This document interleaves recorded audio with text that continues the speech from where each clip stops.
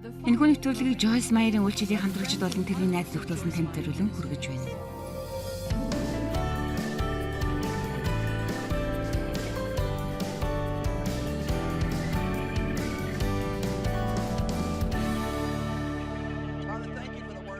Аава, өнөөдөр таны өгсөн үгэнд баярлалаа. Энэ үгийг сонсох хүмүүсийн төлөө мөн таны үг тэдний амьдралд эргэлт болохын төлөө залбирч байна. Тиймээс таны үгэнд баярлалаа. Таны үгийг таны хүссний дагуу дамжуулахад минь туслаарай. Хүн бүр таны үгэнд анхаарлаа хандуулахын төлөө, хэрэгтэй зүйлсээ сонсохын төлөө залбирч байна. Есүсийн нэрээр амин. Та бүхэн Библийг нэгээд Исая 61-р бүлэг дээр очихыг хүсэж байна. Юуны өмнө та бүхэнд Есүс таны гомдож чархалсан газар бүрийг тань эдгэх болно гэдгийг би хэлхийг хүсэж байна. Хэрвээ та сүнс, бие махбод, оюун санаа, сэтгэл хөдлөл, санхүү болон харилцаандаа шархалсан бол Есүс таныг эдгэх болно. Миний хэлэх дараагийн зүйлийг та нар сайтар барьж ойлгосоо гэж би хүсэж байна. Бурхны халамж тавьдгүй талбар таны амьдралд нэгэн ч байхгүй. Бурхны халамж анхаарлаа хандуулдаг өчүүхэн жижиг талбар таны амьдралд байхгүй бөгөөд Бурхныг дуудаж анхаарлыг хандуулж чадахгүй байх нэг ч талбар танд байхгүй. Энэ үг энэ дэлхий дээрх олон Христэд итгэгчдийн сонсох ёстой зүйл бөгөөд маш том илчлэлт болно гэж би бодож байна. Учир нь би олон жилийн турш хэдийгээр итгэгч байсан боловч би энэ талаар ойлгоогүйгээр барахгүй бүр мэддэггүй байсан. Харин Бурхан миний гмийг уучладаг. Би мөнхийн ус руу явна гэх мэт миний сүнслэг амьдралын талбарыг л сонирхдаг байх гэхээс надад өөр ямар ч ойлголт байгаагүй. Юуны өмнө надад оюун санааны хувьд асуудал байна гэдгээ би мэддэггүй байсан юм. Энэ дэлхийд байгаа хүн бүр л асуудалтай шүү дээ гэж би боддог байсан. Энэ бол миний бодол санаа байсан гэдгийг ч би мэддэггүй байсан. Бас би сэтгэл хөдлөлийн хувьд асуудалтай юм байна гэдгээ бас мэддэггүй байсан. Юу гэхээр би маш амархан уралдааг их ууртай нэгэн гэдгээ мэддэг байсан. Юу гэхээр би бас аюулгүй байдал минь алдагдсан гэдгийг мэддэггүй байсан. Тэгэхээр би үнэхээр ямар нэг юм хүчээр хийдэг. Бусдын харах хяналтанд орчихсон байсан. Юугаач бид бүгдээрээ бодилж төөрсөн амьд үлдэхийн тулд бид баг зөөх аргыг олсон. Бид бүгдээрээ баг зөөж энийхээ төлөө ямар нэгэн шалтгаан гэлж энэ талаар өөрсдийгөө амархан зөвтгдөг бөгөөд хий нэгэн асуудалтай байгаад бид өөрчлөгдөх юм бол бид зүгээр болчдөг. Тийм үгүй юу? Магадгүй юу? За ил өнөөдөр ням гаргийн өглөө шүү дээ. Би жаах ядраад байна. Тиймээс та надад туслаарай амин. Тэгэхээр та гомдож чархалсан бол Бурхан таныг эдгэхийг хүсэж байна. Миний танарт уншихаар бэлэн болсон байгаа Исая номыг анх ойлгож эхлэхэд миний амьдрал үнэхээр их өөрчлөгдсөн юм. Нэгдүгээр ишлэл: Эзэн Бурхны сүнс миний дээр байна. Учир нь Эзэн намайг зовгостод сайн мэдээ дэлгэрүүлэхийн тулд тамилсан юм. Тэр намайг шархалсан зүрхтэй хүмүүсийг эдгэхийн тулд тамилсан. Энэ дэлхий дээр шаналсан зүрхтэй хүмүүсээр дүүрэн байгаа гэж би боддог. Энэ нь яг ямар утгатай юм бэ? Тэгэхээр бид энийг хэрэглэж болох юм уу? Шаналсан зүрхтэй гэдэг нь хувь хүн нь гэмтсэн гэсэн утгатай. Энэ нь бид Бурхны хүссэн тэр үйлдэл зан чанарын дагуу хамгийн сайнараа үйлдэхгүй байна гэсэн үг юм. Одоогийн миний хүмүүстэй харилцаж байгаа байдал, ялангуяа миний нөхөртөөгөө харилцаж байгаа байдал нь 40 жилийн өмнөх Дэвид хоёр дөнгөж гэрлээд байх үеийн зам байдлаас эрс өөр байгаа гэж би хэлэх гээд байна л та. Яг үнэндээ хэлэхэд би амьдралдаа эргэж харахтаа энэ дэлхий дээр чи яаж надтай хамт байж миний аргыг олж байж исэн бол доо гэж боддог. Бурхан тэрэнд нэгүслээ өгсөн юм. Учир нь Бурхан миний зүрх сэтгэлийг харж байсан. Нэг сайхан зүйл бол Бурхан таны хаана байгааг хараа зогсохгүй тэр тантай багч гисэн ажилдаг бол хаана байх ёстойг тань хардаг. Тийм ээ, энэс гадна заримдаа Бурхан танд шаналсан зүрхтэй хүмүүсийн төлөө үүрэг даалгавар өгөх болно. Бид бүгдээрээ л бусдын амьдралын асуудал нь цэгцэрэхэд баяр хөөртэй болдог шүү дээ. Харин үнийг хэлэхэд бид Бурханаар ашиглагдахын төлөө залбирах хэрэгтэй. Тэгэхээр юу гэхээр энэ бол би та нарт туйлын үнэн нэг зүйлийг хэлэх гэж байна л да. Тэр нь юу вэ гэхээр Дэв 26 настай байсан. Би 23 настайдаа тэрнтэй анх танилцсан юм. Миний хувьд аль хэдийн бүтэлгүй гэрлэлт салалт туулчихсан байсан. Би нэг хүнтэй гэрлээ 5 жил болсон. Амьдралынхаа ихэнх хугацааг зүй бус харилцаатай байсны дараа тэр надтай бас зүй бусаар харьцсан юм. Би нэг хүүхэдтэй байсан. Сонирхолтой нь би тэрэнд Дэвид гэдэг нэр өгсөн. Дэв манай аав ээжийн байшингийн гадаа машина зогсоогоод тэнд нэг залуугаар машина угаалгаж байсан юм. Би бас тэнд машина угаагаад зогсож байлаа. Би богинохон шорттой бас үдсээ задгаа тавьчихсан байсан. Тухайн үед Дэв эхнэрийн төлөө залбирдаг байсан юм. Тэр бурханд хандаж би гэрлэмээр байна. Би гэрлэхэд бэлэн байна гэж хэлдэг байсан гэж дараа нь тэр надад хэлсэн юм. Тэр бол үйлсгүй болвол итгэл үнэмшил үхмэл юм а гэдэгт итгэдэг нэгэн бөгөөд тухайн үед 3 ч өөр эмэгтэйтэй болцож байсан бөгөөд тэр зүгээр л нэг итгэхгүй суугаад хүлээдэг нэгэн биш байж. Яг л ийм үе байсан юм. Тэр 3 эмэгтэй нэгэн ч зөв хүн биш байсан гэж тэр хэлдэг. Тэгээд л тэр над руу хараад хөө чи над машина угааж дуусаад минийхийг угаах уу гэж хэлсэн. Тийм ээ би ихтэйчүүдэд итгэдэггүй дээр нь ёчтой бас жаахан нус гарчихсан. Тэгээд би эргүүлээд машина угаахыг хүсээд байгаа юм бол өөрөө угаахгүй юу гэж хэлсэн юм. Дэв тэр газраас явхдаа энэ эмэгтэй бол минийх юм байна гэж ботсон гэдэг.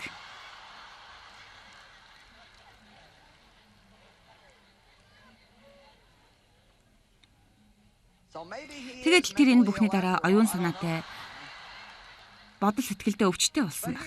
Мэдхгүй байна л та. Харин энд нэг асуудал байна. Тэр эхнэрийн төлөө залбирахдаа тэрний хэлсэн үгийг сонссоо. Тэр бурхан минь намайг тэрэнд тусалдаг болгож өгөөч гэж залбирсан байгаа юм. Яг үнийг хэлэхэд хэр олон хүн иймэрхүү залбирлаас урам зориг авдаг болоо гэж би гайхдаг юм. Бурхан минь би гэрлэмээр байна. Амьдрал нь замбраагүй хин нэгний амьдрал би тусламаар байна гэж залбирэн гэрлэхийг хүсэж байгаа хүн энд байна уу? Энд бидний санаж явах ёстой нэг зүйл байна.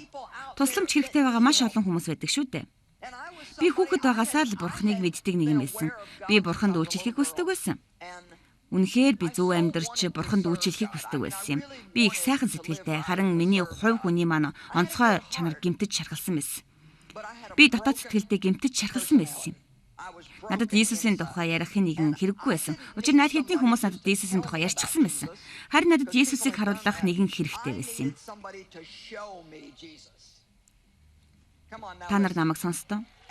Магадгүй бурхан намайг таныг шархалсан зүрхтэй төөрч будилсан нэгэн рүү илгээж болох юм. Тэрнтэй харилцахад тийм амар биш ч гэсэн харин тэнд бяцхан од гийж болох юм шүү. Тэрнийг аварна гэдэг бол үн цэнтэй зүйл юм шүү. Магадгүй бурхан таныг тэнд байгаасаа гэж хүсэж болох юм. Юу гэж тэнд байна гэдэг бол маш том үйлчлэл гэж би боддог юм шүү. Та нар намайг сонсож байна уу? Заримдаа бид хэн нэгэнд номлох хэрэггүй байдаг. Магадгүй бидний хийдэг зүйлсийн хамгийн муу нь энэ ажил байж болох юм. Харин заримдаа бид тэнд зүгээр л байж, тэнд зүгээр нэг шашинлаг нэгэн биш, харин Христэд итгэдэг нэгэн байх хэрэгтэй байдаг. Энд их ялгаа байгаа шүү. Альвэ жинхэнэ итгэгчд байцгаая. Хэн нэг нь тийм ээ миний амьдарч байгаа аргаас өөр замаар амьдарч болно шүү дээ гэж хэлж болох юм. Ойлгож байна уу? Би бол маш их бодиссон төрсэн нэгэн байсан. Тэрж байтугай би амар тайван гэж юу болохыг мэддэггүй нэгэн байсан. Үргэлжил уурлаж, загнаж, хашгирч байдаг. Тийм л гэр бүлд өссөн. Байнга та нар мэдэн шүү дээ. Гим сул дараа байдал хүчирхийлэл. Би айдас дотор өссөн. Миний амьдралын бүхий л зүйл айдсаас үүдэлтэй. Тиймээс ч би амар тайван гэж юу болохыг мэддэггүй байсан юм. Харин бурхан надад энэ бүхнийг өгсөн. Энэ хүнийг өгсөн юм. Учир нь хэдийгээр би анхны хүнтэйгээ гэрлэхдээ энэ бол бурхан таны залбиралд хэрхэн хариулдгийг харуулж байна. Би анхныхаа нөхөртөөгөө гэрэлсэн байхдаа орон дээрээ тэрний хажуугаар хөвтөд бурхан минь надад үнэхээр хайртай, намайг сүм рүү аваад явдаг тийм нэгнийг миний амьдралд өгөөч гэж залбирдаг байсан юм. Би ингэж залбирдаг байсан. Би үнэхээр намайг хайрладаг нэгнийг та надад өгөөч гэж гуйдаг байсан. Яг гэвэл тэр хүн намайг хайрладаг гэдгийг би мэддэг байсан юм. Би тэрнтэй анх гэрэлж явахдаа л явахгүй нэ гэдгээ мэдэж байсан. Гэхдээ би цөхөрсөн байсан юм. Цөхөрсөн хүмүүс үнэхээр тэнэг зүйлийг хийдэг. Тэгээд л он жил өнгөрөх тусам би жилээс жил дээрдэж харин Дэв улам бүр бурхны хүн болж өссөөр байсан. Тэгэхээр тэр надтай ерөөсөө маргалддаггүй байсан гэж хэлэх гээгүй юм шүү. Бид маргалддаггүй, миний зан чанарын талаар ярьдаггүй байсан гэсэн үг биш юм. Гэхдээ Дэв их баяр хөөртэй байсан юм. Би тэрний баяр хөөргийг хулгайлахыг тэр зөвшөөрдөг байсан. Тэр амар хамгаалангаар дүүрэн байсан. Уучлалдаг байсан. Тэр бол ердөө хамгийн гайхалтай үлгэр загвар болдог байсан. Үнэн дээр бол намайг хийдэг байсан зүйлсээрээ цангаж өлсөхөд хүргэсэн юм. Библиэлд та нар бол газрын давс гэж хэлээгүй гэж юу? Би та нараас нэг асуулт асууя. Та ямар нэгэн зүйлээр хэн нэгнийг цангахад хүргэж байсан уу? Хэн нэгэн тань руу хараад залуу би яг л ийм баймаар байна гэж хэлж ирсэн үү? Ийм амьдрал боломжтой гэдгийг үнэндээ би мэддэгчгүй байсан. За ямар ч жин жишээ хэлүүлээ орхи. Харин юу гэхээр заримдаа та нар ямар нэгэн зүйл дээр танд хэцүү ч байсан хамаагүй хэн нэгний авралын төлөө, эдгэрлийн төлөө та зовлон туулахдаа бэлэн байгаарай.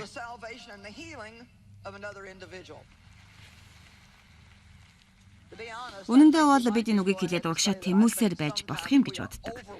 Гэтэл заримдаа бид асуудлуудаас илүү амархан гарах талаар эсвэл өөрсөддөө тааламжтай байх талаар дэндүүх анхаардаг гэж би боддог. Юу гэж хэрвээ бид энэ талаар гүн гүнзгий ойлголтгүй бол биднийг ашиглаач гэж бурханд хандан залбирдгаа болох хэрэгтэй. За тэгэхээр цааш нь яриагаа үргэлжлүүлье. Тэр намайг шаналсан зүрхтэй хүмүүсийг эдгэн олзлог төгсдөд эрэх чөлөөг тунхаглаж хүлээстэй хүмүүсийг чөлөөлөхийн тулд сонгосон юм. Нэгдүгээр ишлэл ямар гайхалтай юм бэ? Мөн эзний тааламжит жил бидний бурхны өшөө авах өдрийг тунхаглан бүх гашууд өгсдийг тайвшруулан юу гэж эзний тааламжит жил үргэлж энэ өдөр байдаг. Энэ өдөр бол таны амьдралд эдгэрэл явагдаж эхэлсэн тэр өдөр юм. Энэ өдөр бол таны аврагдсан өдөр юм. Энэ өдөр бол бурхан танд хүрсэн тэр өдөр юм. Энэ өдөр бол та амьдралдаа бүрэн эргэлт хийсэн өдөр юм. Маргааш биш. Харин тэр бол энэ өдөр юм. Маргааш биш, яг энэ өдөр юм.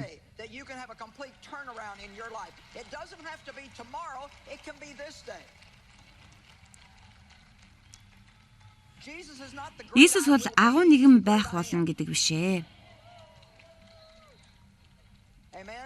Тэр бол агуу нэг юм. Амен. Тэр өнөөдөр та нарын төлөө энд байна. Нэг гайхамшигтай сайхан мэдээ бол Иесусийн хийсэн зүйлийг та мөн би ч гэсэн авах зохистой хүмүүс биш ээ. Гэхдээ бид тэрний хийсэн ажлыг хэрхэн хүүхэд шиг хүлээн авахд суралцах хэрэгтэй бөгөөд Бурхан биднийг хайрладагт талархах хэрэгтэй. Сионд гашуудагсдад талархал баяр хөөргийг өг. 3 дугаар ишлэл. Исая 61:3 Сионд гашуудагсдад үнсний оронд цэцгийн хэлхийг өгч гашуудлын оронд баяр хөөрийн тос. Амьдралд хангалттай гашуудсан хэн нэгэн энэ танхимд байна уу? Та нар баяр хөөргийг авахтаа бэлэн байна уу? Үнсний оронд цэцгэн хэлхийг өгч.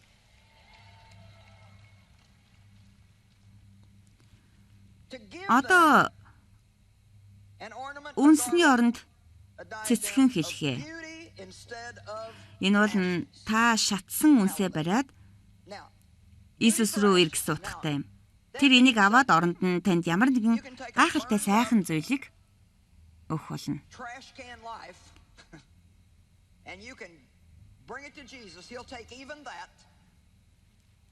Би та бүхэнд нэгэн чухал зүйлийг хэлье. Алуу? Энэ бол түлхүүр зүйл шүү. Энэ ишлэг уншаад өө тийм ээ үнсний оронд баяр хөөргийг авахыг хүсэж байна гэж хэлэх их сайхан. Гэхдээ цэцгэн хэлхийг авахын тулд та эхлээд үнсээ тэрэнд өгөх ёстой шүү дээ. Энэ нь яг юу гэсэн үг вэ?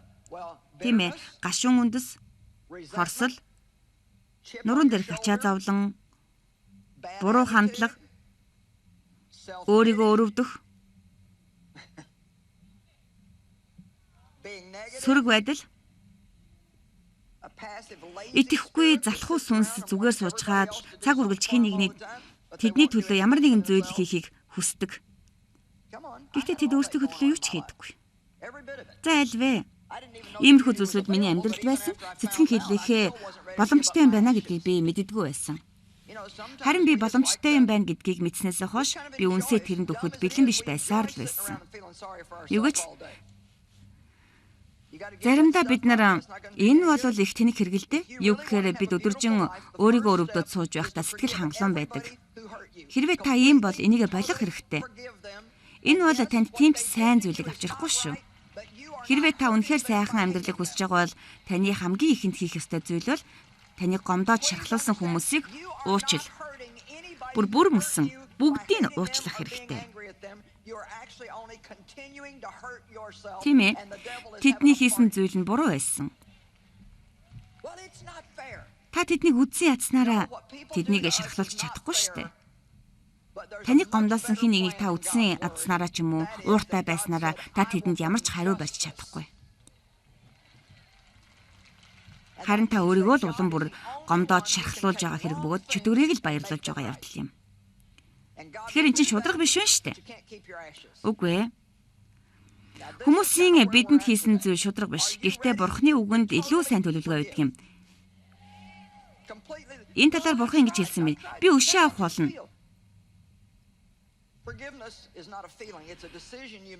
Энэ юу гэсэн үг вэ гэхээр буруу зүйлсийг зөвхөн Бурхан л зөв болгож чаддаг юм а гэсэн утгатай.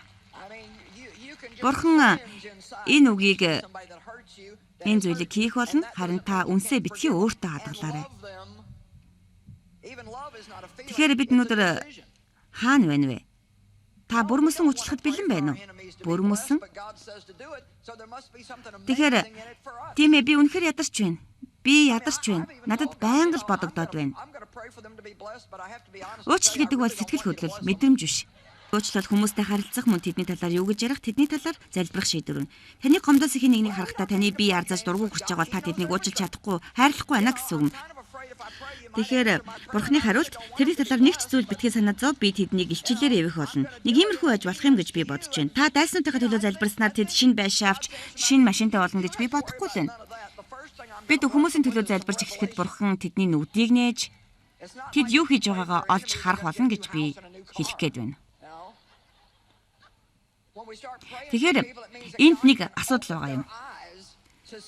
Шархалсан хүмүүс л хүмүүсийг шархлуулдаг. Тийм ээ, шархалсан хүмүүс л хүмүүсийг шархлуулдаг. Миний аав үнэхээр төөрч самуурсан хүн байсан. Намайг хүчирхэлж байгаа нь буруу гэж тэр мэддэг байсан. Гэхдээ би үнийг хэлэхэд аав минь намайг харж ирсэн тэр өдрийг би санаж байна. Яг л би 60-тай, аав 80-тай байсан. Тэр хизээш надаас уучлалт гуйдаггүйсэн. Эцэст нь тэр надад миний чамд хийж байсан, чамайг гомдоод шархлуулж байсан буруу зүйлс бүгдээрээ буруу шүү дээ гэж хэлэхээс өөр надад хэлэх үг алгадаа гэж хэлсэн юм. Хүмүүс энийг ойлгоно гэж би бодохгүй байна. Тэр телевизээр хүчирхийллийн талаар үзэж байснаа илчлэлт авч хэлсэн. Тэрэнд хэлэх үг байгаагүй.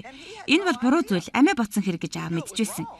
Гэхдээ миний амьдралд удаан хугацааны үр дагавар авчирсан талаар тэрэнд хэлэх үг байгаагүй юм. Бидний гомдоод шархлуулдаг маш олон хүмүүсийн талаар тэд өөрсдийнхөө өвдөлт шаналлаар л хүмүүстэй харилцдаг болохоос биш. Тэд хийж байгаа зүйлийнхээ талаар хэлэх үг тэдэнд байдаггүй гэж би боддог юм. Цаг үргэлж ямар нэгэн зүйлийн талаар бид ууртай уцаартай байхаа болох хэрэгтэй. Харин бидний амьдралд байгаа ямар ч асуудлыг Бурхан шийдэж, бас сайхан зүйлийн төлөө бүх зүйл ажиллаж байгаа гэдэгт би талархалтай байх хэрэгтэй. Иесус Христосийн сайн мэдээ нь ямар баяр хөөртэй сайхан мэдээ вэ? Эзний ариун сүнс миний дээр сайн мэдээг тунхаглахын төлөө байна. Танд баяр хөөргийг бас Иесусийн эдгэж чадахгүй ямар нэгэн зүйл таны амьдралд байхгүй гэдэг сайхан мэдээг танд авчирсан юм шүү.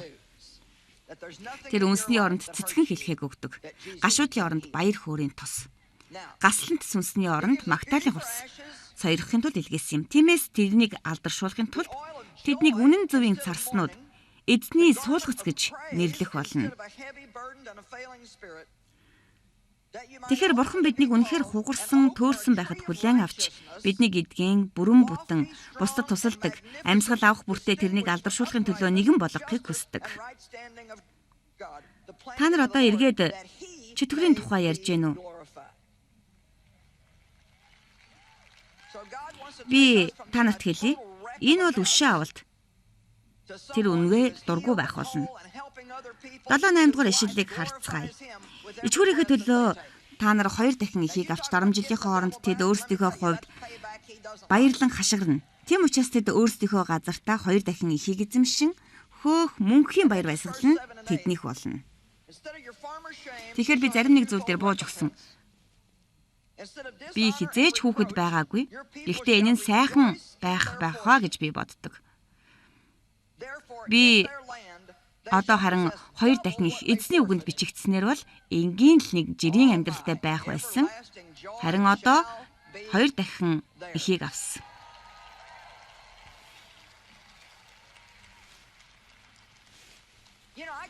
Зүгээр суугаад сэтгэлээр битгий унаа.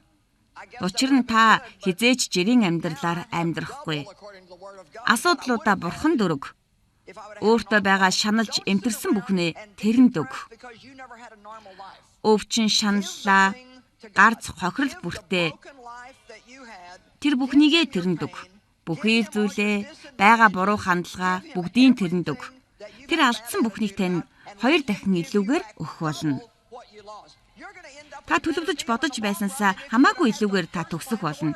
Бид энийг л үнэхээр ойлгох юм бол бидний бурхантай хамт алхах алхаанаас өөр юу байдгийг сэтгэл хангалуун болох юм.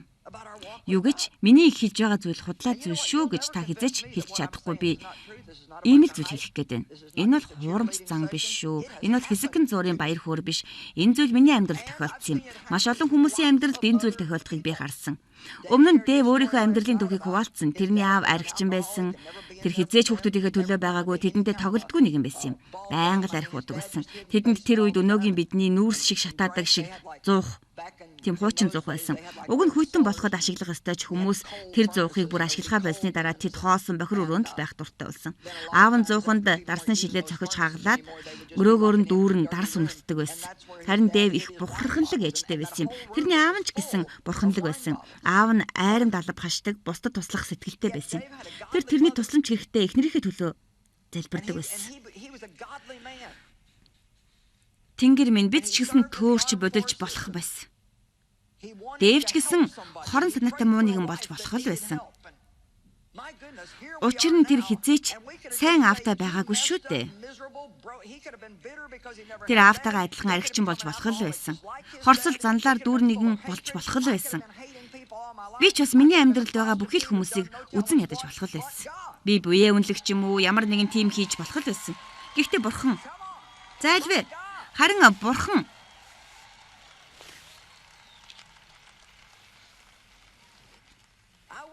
өнөөдөр та бүхэн 5 минутанд би дотроо ямархуу байсныг төсөөлөөсэй гэж хүсэж байна.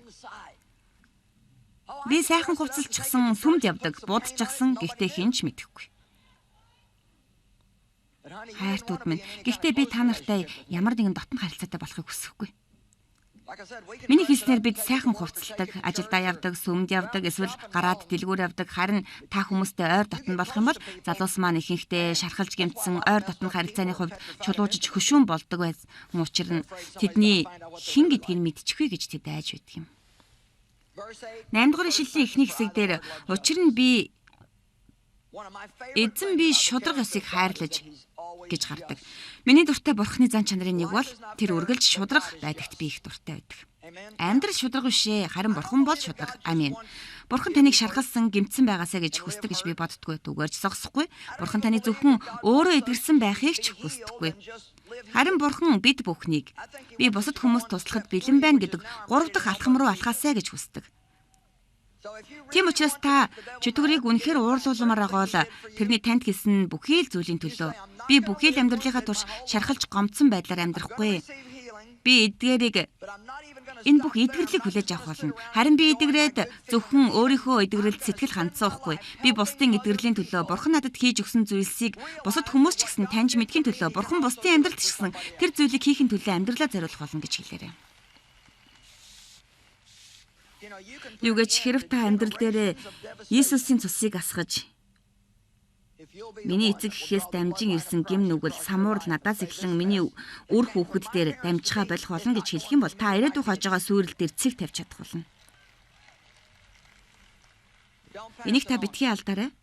Тэгэхээр сэтгэл хөдлөлийн хувьд эрүүл биш хүмүүс сүнсэндээ өвчлсөн байдаг. Бөгөөд тэд хизээч зөв зохистойгоор эдгэрдэггүй. Эдгэрлийн зам нь юу вэ? Тийм ээ, би энд хідэн алхмуудыг бичсэн байгаа. Нэгдүгээрт миний сайн сайхны төлөө бүхий л зүйлсийг бурхан хамтд нь амжилт ажилуулдаг гэдэгт итэг. Энэ бол итгэх ёстой нэн тэргүүний зүйл. Надад юу ч тохиолдсон хамаагүй. Бурхан бүхий л зүйлсийг сайн сайхны төлөө хамтд нь ажилуулдаг. Хэрэв би таны оронд байсан бол би ийм л итгэлээр өдөр бүр амьдрна. За хоёрдугаарт нь уучил. Бид энэ талаар ярьсан шүү дээ. 3 дугаарт оюун санаагаа шинчил. Хэрвээ та хамгийн муугар зовж гомдсон бол та хэрхэн зөв бодож сэтгэх талаар мэдэхгүй байгаа гэж би баттай хэлнэ. Уучлаарай, та үнэхээр зөвөр бодож чадахгүй шүү. Доромжлогдод гутаагдаагүй юм шиг байх гэж битгий хичээ. Гэхдээ л та чадахгүй. Бурхны хайрын талаар хичнээн олон хүн хэлсэн ч бай, харин тэдний оюун санаа нь төөрчихсөн учраас л тэд чи хизээч энийг давж гарч чадахгүй, чи хизээч сайн байж чадахгүй, чи зүгээр л бараа таваар мэт ашиглагдчихсан шүү дээ гэх зэрэг чөтгөрийн хэлсэн худал хуурмагт итгэдэг. Би маш олон жилийн туршид түүрийн үндэс тээж амьдэрсэн.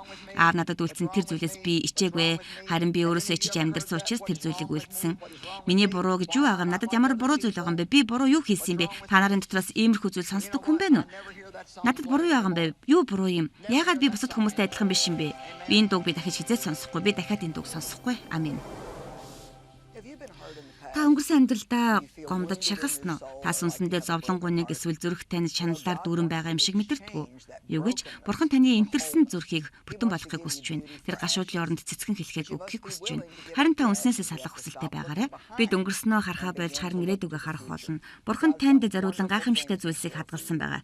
Бурхантай хамт тухлан суугаад судлаарай, залбираарай, хараарай, сонсоорой, суралцаарай. Бурханы үгээр та дамжуулан хувьсан өөрчлөгдөх болно.